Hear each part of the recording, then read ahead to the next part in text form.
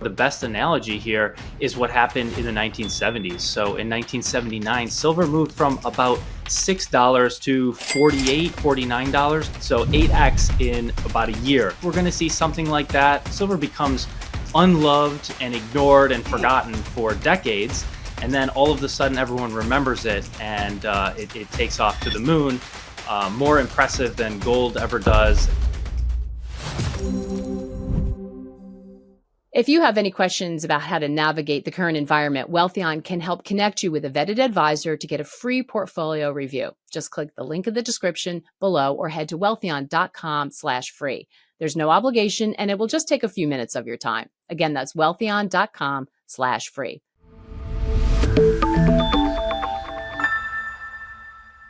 Hello, everyone. Welcome to Wealthion. I'm Maggie Lake, and today I'm joined by Alan Hibbard, co-host at GoldSilver, for a check on everything happening in the precious metals markets. Hi, Alan. It's great to see you again. Hey, Maggie. Thank you so much for having me. And there is a lot going on in the metals market. And let's start with silver, which I think everyone's talking about. It's now rallied over $40. What's behind this? Yeah, very exciting to see silver over 40. It's up over 33% this year, which is pretty fantastic. I think most of the demand is actually because of the industrial supply demand characteristics. So silver has been in a structural deficit for 5 years now, which basically means that demand for silver exceeds supply. So in order to build our electric vehicles and our solar panels and our consumer electronics, we actually aren't mining enough new silver to do that every year. So we have to use existing stockpiles. And basic supply and demand, when supply exceeds demand, price has to go up to compensate. So I think that's the primary driver. And it's only starting to be the case that investors are remembering that silver is money as well. So you can hold it as an investment or as a savings vehicle, depending on your perspective. So that's starting to come into play, and that's also helping to push up the price. But I think it's going to go a lot further in the coming years. Yeah, it's like sort of right at that spot where it's checking a lot of boxes for people, and throw the weaker dollar in there. People thinking about a Fed rate cut. And it seems to be a sweet spot. So if you think it's going higher, what is your upside target? Well, sometimes we can think about the price of precious metals, whether it's gold or silver. If we measure it in dollars, it's not just how much people want those particular metals. It's also how much do they not want the dollar. So a lot of times it's really the value of the dollar falling, not so much the value of the metal rising. So if the dollar falls in purchasing power and investors don't want to hold it, there's sort of no upside limit to the price of any asset. But I think more realistically, if we think in terms of real terms here, I think the price of silver easily is going to hit triple digits in the next 2 to 3 years. It could be 300, could be 600 an ounce. And there's precedent for that. It's not unprecedented. It's not coming out of nowhere. I think the bull market we're in is analogous to that of the 1970s. And at that point, we had a 7.5x move in a single year. So 7.5x in a single year. I think we could get that, probably not in the current year, maybe about 2 years out. But if that happens and we're starting at $50 an ounce at that point, going up 8x is 400 an ounce silver. So that's not crazy. That's not unprecedented. That's actually in a line with history. Yeah, it sounds, I can see why you want to kind of quantify that, because it does sound like an extreme move. It sounds like a meme stock, really. And you're talking about something like silver, which, as you say, some people are thinking about as a safe haven, but it is important to put into context. Longtime commodity watcher Rick Rule was talking about silver, got a lot of questions at his annual conference in Florida recently, and reminded everyone that when silver takes over leadership in a precious metals bull market, it can be really, really dramatic and parabolic. Yeah, absolutely. So I think we're going to see that again. And like I said before, the best analogy here is what happened in the 1970s. So in 1979, silver moved from about $6 to $48, $49, depending how you look at it. So 8x in about a year. So I think we're going to see something like that. Silver becomes unloved and ignored and forgotten for decades. And then all of a sudden, everyone remembers it, and it takes off to the moon. more impressive than gold ever does. And something like a meme stock or even like Bitcoin, it just goes completely vertical, catches a lot of people off guard. And, it's limited in supply. There's only so much of it out there. So when you have an increasing number of people chasing a dwindling pile of an asset, the price goes vertical. Yeah. So if investors want to participate, are we talking about what's the best way to express that, or what are the options? Let's talk about the options, and then you can tell me what you prefer. Yeah, there's a lot of options. I think the bread and butter is holding physical. So if you're going to take something like gold, starting with physical makes a lot of sense. With silver, I think it also makes a lot of sense. However, for a lot of people, it does become that speculative sort of gambly part of their portfolio. I know we talk about gold and sometimes silver as being a safe haven, but for a lot of investors, that's not the case. It is a more speculative portion of their portfolio. So if you are looking for an 8x move, you shouldn't use that with your core holdings. That should be supplemental.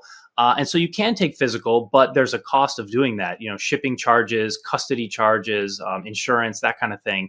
And so it might be simpler and cheaper to buy an ETF or any of those paper products or digital products. So that's an option as well. However, there's sort of a trade-off, which is that the primary benefit of holding precious metals typically is that no one's in charge of them except you. So no one is in charge of gold or in charge of silver. There's no CEO. There's no one setting the interest rate of gold or anything like that.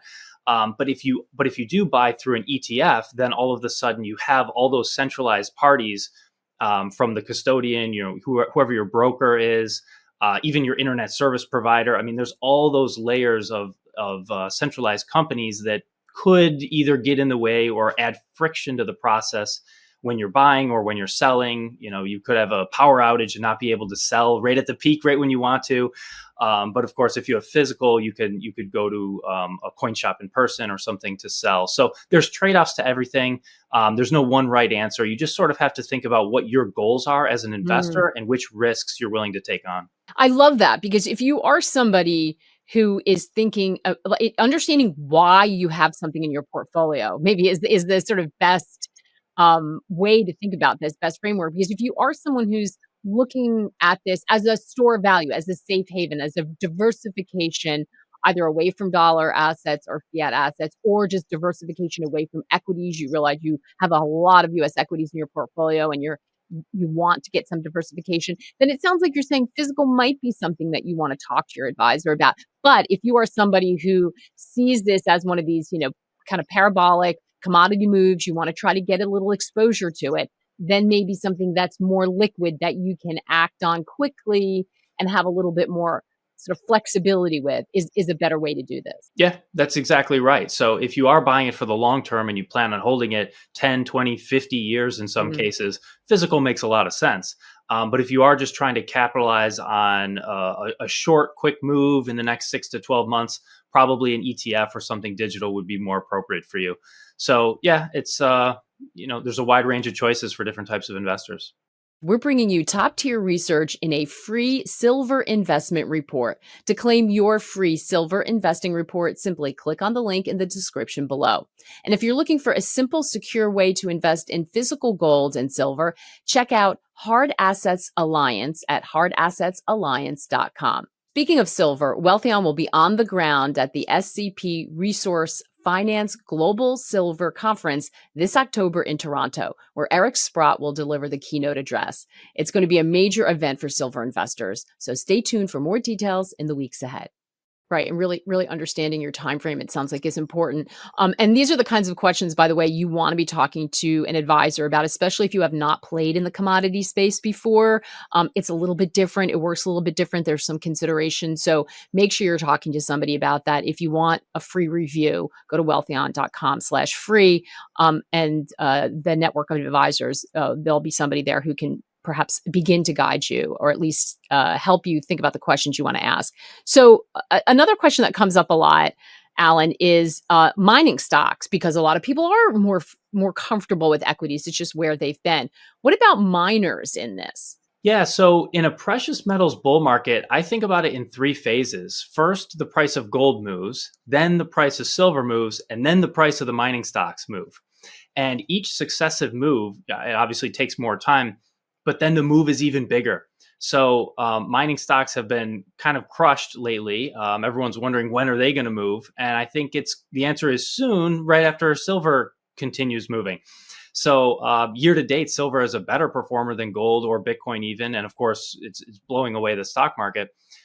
So I expect that to continue for silver, and any day now, I expect the mining stocks to continue. So that's sort of the last leg of the bull market, and it's the most spectacular in price. Yeah. If investors do not have exposure yet, there's always a feeling like, oh, it's too late. Like if we're talking about it, it's already too late. Is that true? I don't think so, because we ordinarily talk about precious metals and so forth, so it's not out of the norm for us to do so. When you find other YouTubers or media outlets that don't talk about finance, and all of a sudden they're saying, "Oh, have you guys seen the price of gold and silver?" Then it might start being too late. But for channels that ordinarily talk about it, it's not surprising. And if we're just getting going, if you think it could go triple digits, it sounds like there's room to run. These things move quickly though, don't they? So talk to me a little bit about these commodity rallies. Do they have So they're very violent on the upside. Do they have staying power, or is this quick? Because I don't know, when we think about something like oil, higher prices, eventually, resolve themselves, right? You have enough people start to participate in it, and if it becomes too high, then demand falls. It becomes unreachable, and so they tend to sort of have blowout tops and then mean revert pretty quickly. Is that the case in metals as well? Or again, because of the interesting dynamics of where we are with weakening currencies and some of the other issues, might it look different this time? Yeah, it's a great question. And I think a lot of investors are used to stocks, which have an interesting dynamic. As a risk asset, they tend to see their highest growth early on, and then they level off. So if you think of a company that's a startup, there's a lot of room to have a lot of gains quickly. And then as you become a larger company, it sort of levels off. You can keep growing, you just can't grow as quickly. And so you get the biggest move early, and then it levels off. What's interesting about precious metals is it goes the other way. You get small moves early on, and then you get the big move at the end. And that creates an interesting psychology for a lot of people, because when they see a move like silver has had 33% year to date, they think to themselves, "Oh, I missed the big move of 33%. Now what's coming are those smaller moves. Now I'm only going to get 20% or 10% or 7%. That's what they think. But in precious metals, it goes the opposite way. So after that 33% move, you have confirmation we're in a bull market. Then you're going to get a 100% move in a year, or 700% move in a year, like we saw in the 1970s. So it's absolutely not too late. We're forming that base that is like absolutely obviously confirming we are in a bull market. And the biggest move is going to come at the end. I do not think this time is different. I think this time is the same. It's just that precious metals are fundamentally different from stocks. Great way to look at it. So, do you have to believe the global economy is on solid footing to get behind silver, because of the industrial exposure? Because, there have been, and they've been wrong, but there have been people looking for a recession. I think we're going on 4 years now. It hasn't really materialized because of all the fiscal stimulus we've had, but there are still people who believe that we do have rougher times coming. And even if it's not an outright recession, we're sort of maybe in for subpar growth, at least in the United States. How does that sort of macroeconomic fundamental story fit into the silver picture? Yeah, another great question. And I kind of love the answer here that I'm about to give, because it doesn't matter. It really doesn't matter, which is sort of a beautiful thing about silver, whether we're in an expansion or a recession. Because of the way everything is lining up right now, it's going to be good for silver either way. So let me explain. If we are in an expansion and the economy is doing great, there are so many products that use silver, from electric vehicles, solar panels, consumer electronics, you name it. Silver is probably the most useful metal on the periodic table. So if we're in an expansion, demand for silver is going to continue. However, if we're in a recession, something very interesting is going to happen. Two things. First, we get closer to war, which is obviously not a good thing. But the war industry, the military industrial complex, uses a lot of silver as well. All the military equipment, a lot of bombs use silver. A lot of all those technologies use silver, drones and so forth. So even if we're in a recession, there's a demand for silver. And what's interesting is most of the silver that's mined does not come from dedicated silver mines. Most of the silver that's mined, about 2/3 of it, comes as a byproduct from other mines like copper mines, zinc mines, even gold mines. So if we do go into a recession, there's going to be less demand for copper. You can think pipes, Mm. zinc, gold, all that stuff. All these other base metals are not going to be mined as much because we're in a recession. And that means we won't get as much silver as a byproduct.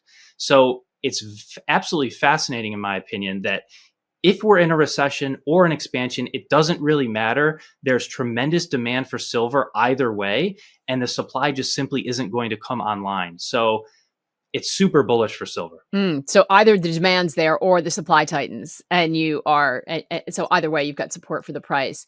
So do you favor silver over gold at this point, or should investors have exposure to both? How do you think about how these fit into your portfolio? And we'll talk about shorter term, maybe through the end of the year into next year, since we're looking at what could be this parabolic rally. Yeah, another great question. And the answer depends a lot on what your goals are as an investor and also the size of your portfolio. Believe it or not, that's a really important point. So if you're super young and you don't have a lot in your net worth, it makes a lot of sense to pick one investment that you think is the best, put all your eggs in one basket and just go for it. Because if it doesn't work out, it's not that big a deal. You're young, you're not losing that much in that context, and you have a lot of years to make up for it. But if you're a retiree or something like that, you probably want to be a lot safer. You probably should lean more towards gold and lean away from silver, or at least make your silver position a lot smaller. Maybe it's just 2 to 5%, whereas gold is 10 or 20%, something like that. So it really depends on what your goals are. If you're super risk averse, you might, even as a young person, you might consider going heavy into gold and sort of foregoing the silver because silver is more volatile. It is a bit riskier. But as we've said, that if you're comfortable with that risk, you're probably going to get a higher reward, although it's not a guarantee. So I personally have started with an allocation to gold. That was my bread and butter. And now I'm accumulating silver. I've also accumulated a lot of Bitcoin. And that basically comprises my entire portfolio. And I don't hold any paper products, no stocks, no bonds, no real estate. And I think of all the US dollars in my portfolio as pieces of garbage that I can't wait to get rid of and convert into something real. So there's a lot of ways to think about it. You gotta go back to what are your goals as an investor and then choose the pieces accordingly. Yeah, which is the way you should always be viewing how you approach this. What do you need it for? What's your time frame? So you mentioned Bitcoin. How does Bitcoin fit in with silver and gold as you're thinking about how you're setting up your portfolio? Because Yeah, we've seen a big if you go back, we've seen a big rally in Bitcoin as well. It's sort of hovering around this point now for a little while, but it was a big move up from that last bottom we saw. yeah, exactly. So I guess there's many things I could say about Bitcoin, but the first is probably to clarify that Bitcoin does not trade like a risk asset. I don't believe fundamentally that it is a risk asset. And it also, on a technical sense, doesn't trade that way either. So we talked about stocks going up and curling over and precious metals forming a rounded bottom and then moving up vertically. Bitcoin moves like precious metals. It forms a rounded bottom and then moves up vertically, and it repeats that pattern over and over and over, like a fractal. You just have to zoom out if you want to see it. If you get caught up in the day-to-day or the weekly price action, you're not going to see that pattern. But when you zoom out and look monthly or yearly, you will. And it's formed that pattern like 8 or 9 times. So first of all, I think of Bitcoin fundamentally and technically as something like gold and silver. So that's how I think about it in my portfolio. And then personally, as a relatively young person, I'm willing to take the bet that I think Bitcoin is digital gold and the world will begin to adopt it in that same way. And if I'm wrong, okay, I have a lot of years to make up for my mistake. But if I'm right, it's, life-changing wealth. So I think about Bitcoin as digital gold, and I'm only putting into it what I'm willing to lose. Yes. Very smart. So are you and it's just Bitcoin, you're not dabbling in other digital currencies for that reason?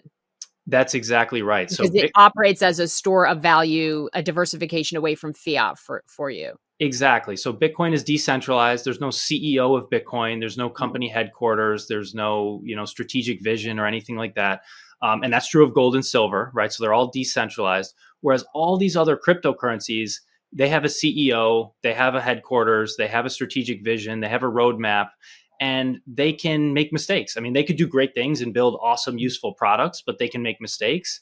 And I've been burned on them in the past. I've held, a dozen or so other coins years ago. And then I realized, oh, all these other altcoins are more like stocks, whereas Bitcoin is like a commodity. And so my whole portfolio is actually decentralized, 3 decentralized assets. And borderless. I remember that really interesting framework from the last time we talked. And so again, the same question we talked about with the others, in terms of, do you hold Bitcoin directly in your own wallet? Are you comfortable with a Bitcoin ETF? And again, is it just depend on what your time frame is and your risk tolerance for how you choose to express that trade? Yeah, there's a learning curve here that's so important for people. So if you are interested in buying Bitcoin, I would encourage you at the very least to figure out what it means to hold your own private keys. You're going to have to do some research there. So if you buy on Coinbase or Robinhood or wherever you buy it, you have to at least understand and go through the motions of holding your own private keys. You have to figure that out. And if you want, do it with $10 worth of Bitcoin, some really small amount, because you're going to make mistakes. So you have to know how to do that in case there comes a time where you need to do it quickly. So learn it sooner. And then the choice of, do you hold it in a hot wallet or a cold wallet? Again, that's going to depend on what your goals are investing. If you're just trying to capture a quick price movement and buy and sell quickly, it makes sense to keep it in a hot wallet or keep it on an exchange. But if you're going to hold it for 10 or 20 or 30 years, like me, you move it into cold storage and then you don't touch it. So that is what I do with 90% of my Bitcoin. I move it into cold storage, and I do not plan to sell even at the next peak. So I'm holding it for the long term.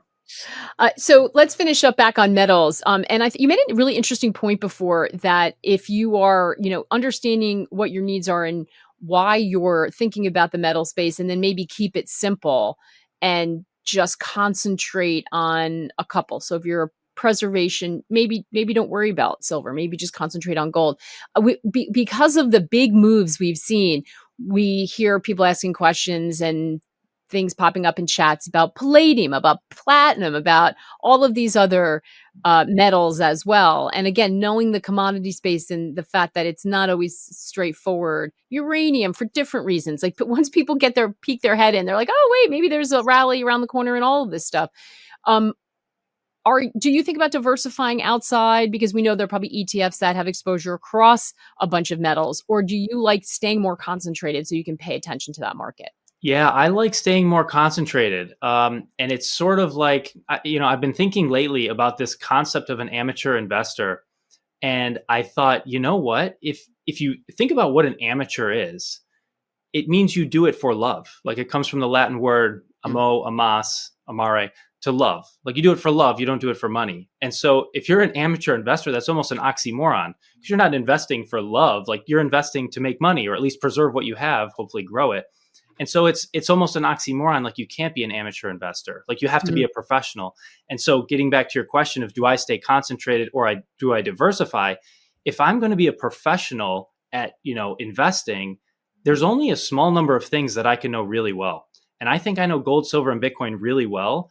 I don't really know the platinum or the palladium or even the copper market or many, many, many other markets. Most markets I don't know well enough to be a professional specifically at them. So I just stay out of them. I can't really give anybody financial advice, but if I can give you, psychological advice, it would be, you've got to know what you are an expert at. And if you're not an expert at a particular asset, you probably shouldn't go near it, because like an amateur investor that doesn't make sense. That's an oxymoron. Yeah. Great point. And don't go near it unless you're getting the help of someone who has been in it for a long time and understands it. Which is why it's important. Alan, so great to catch up with you. Really fun milestone, and it's going to be wild to see what the future holds. So really appreciate your thoughts today. Yeah. Thanks so much for having me, Maggie.